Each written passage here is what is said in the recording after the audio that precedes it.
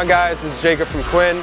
We never get to show you guys the behind the scenes of a project in the fab shop. What we got going on here is a big job coming up in Boston that we want to show you guys.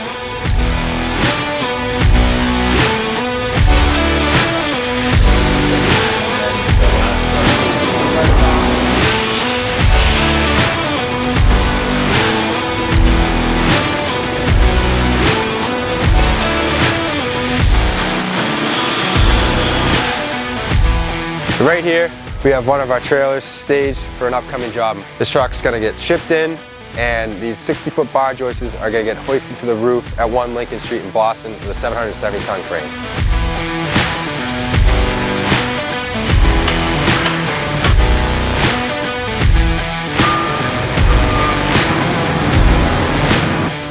So you saw us make it. Now, come check out how we put it together.